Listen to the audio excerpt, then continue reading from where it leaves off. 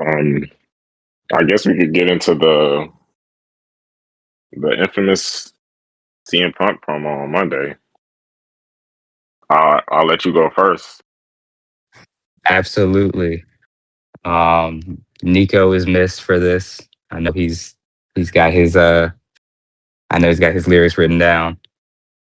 Um I don't know what he's got written down, and I hope I don't steal his bars, but they're protecting Punk. They want to make Punk look good. And that's why, like, Roman, we know we know what Roman is. Roman is no slouch on the promo. We saw what he did initially with Punk. We just seen what he's capable of. And I mean, even when he's not trying, he tends to be a pretty captivating promo. But lately, Punk seems to always have the upper hand. And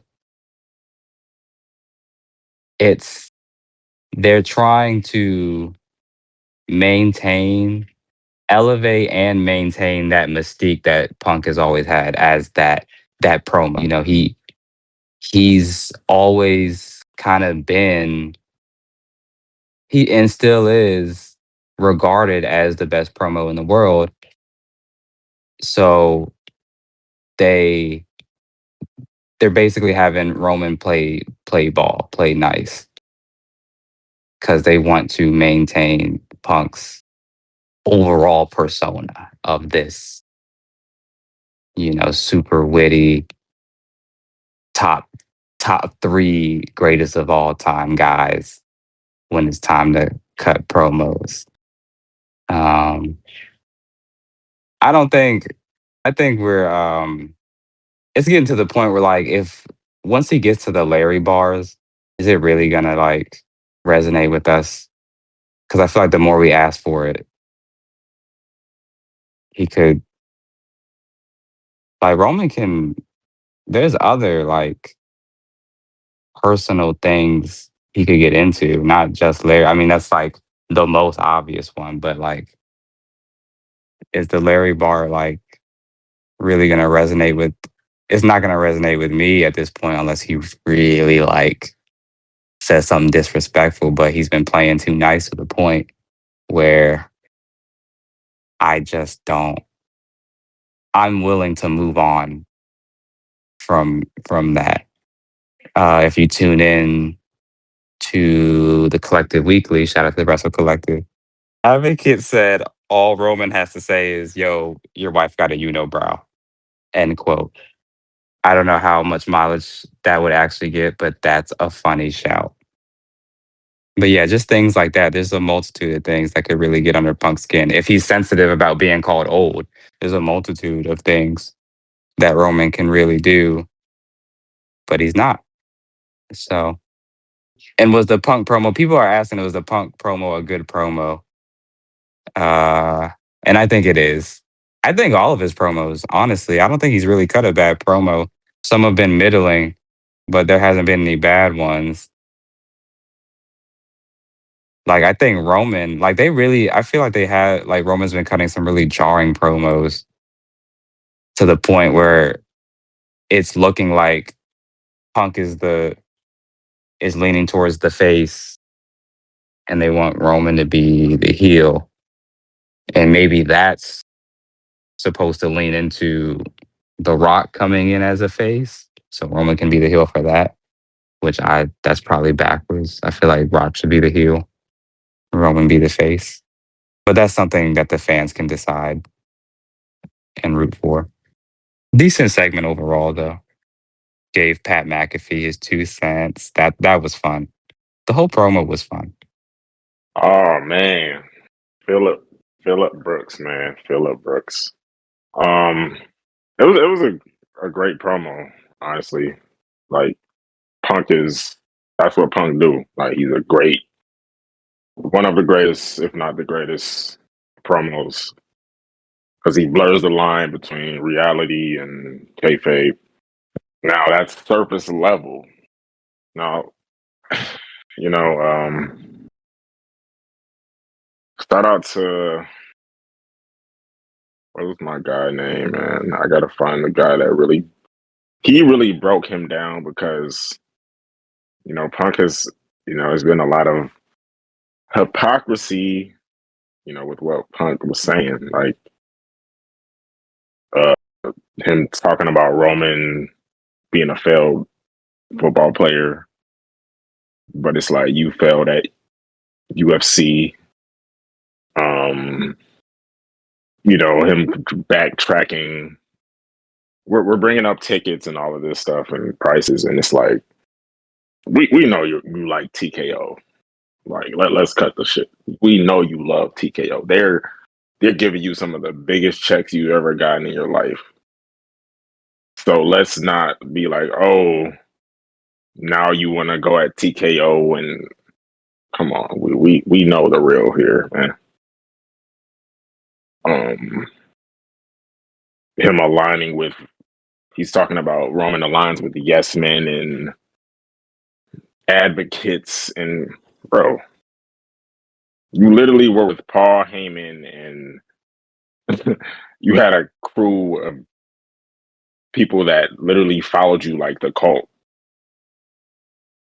and you were telling them to do it. They were doing anything for you, and I forgot what is the group was called again? The Straight Edge Society. It's just a lot of hypocrisy with that promo, and I'm actually appalled that some people they're really trying to put this on the pipe bomb level. Like it's like, bro, I get it. Like spur of the moment, things are so terrible. It's like any drop of anything that's good is like, oh my god. But it's like, come on, bro. This is not anything close to the pipe bomb. The person that broke this down, shout out to Ted the toy collector on TikTok. Yeah, but he's the one that really pointed out these flaws in Punk's promo. Like, yeah, it's a great promo on the surface level. You know what I mean? Like I said, he's just a great talker. You know what I mean? He can control the room and he can make you believe anything he says, and you're wondering, damn, is this real? Is this? But it's like once again, I cannot be blinded and because we're breaking the fourth wall. Like, I'm not one of those. WWE breaks the fourth wall all the time. They'll be booking some bullshit for 4 weeks. You know what I mean? Let's say a tag team that's booked like 5 weeks in a row, and the tag team will come out and be like, "Yeah, we know we've been fighting for the past 5 weeks, but guess you know what I mean? Like nothing changes. They're gonna fight again that night."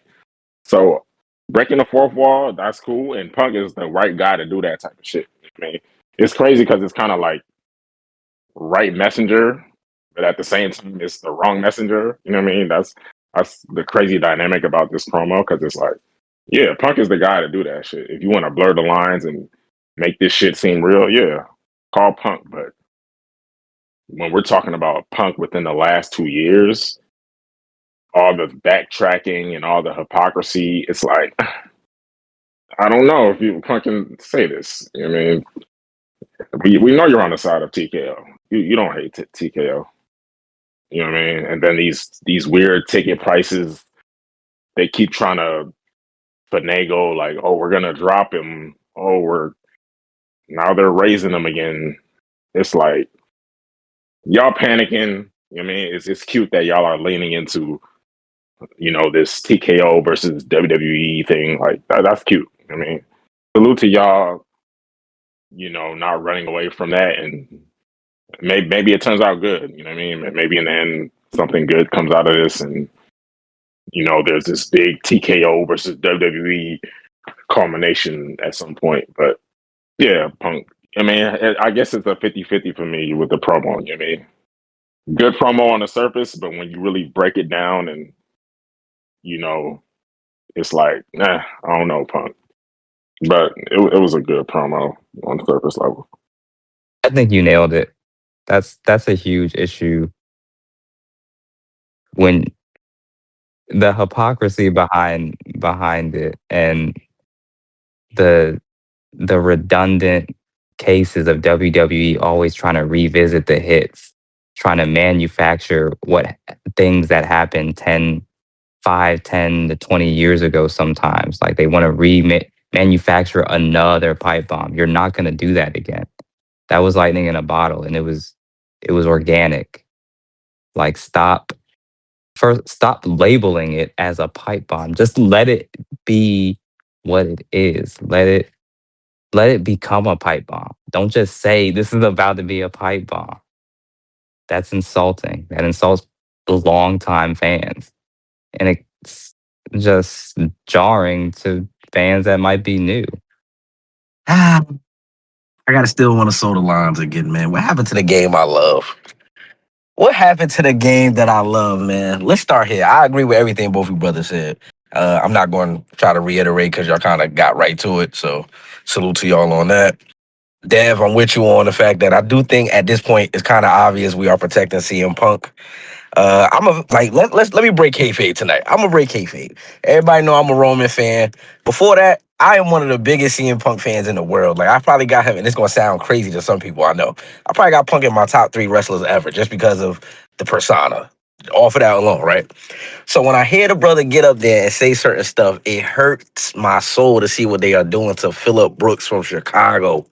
I just can't believe it. The brother is up here. Like, let's start here. I'm not gonna break down the Roman bars. It's cool. Like everybody can do that. That's fine, right? The one thing I did have a problem with him saying about Roman was you're plastic. You know what I'm saying? You're plastic. You're safe. You know what I'm saying? They know they don't have to worry about you saying nothing crazy when you go to these shows. So my first problem is I think that's professionalism. I don't know. Maybe somebody else can explain it to me different, but I think that's what every company look for. So that was kind of off putting. But the second and most important part of that to me is the brother in which you were trying to defend in the process, Cody Rhodes. You described him while doing that. So that kind of threw me off for a loop. Like, all right, I get it. You're trying to do the whole you're fake, I'm real, I'm raw, and all this other stuff.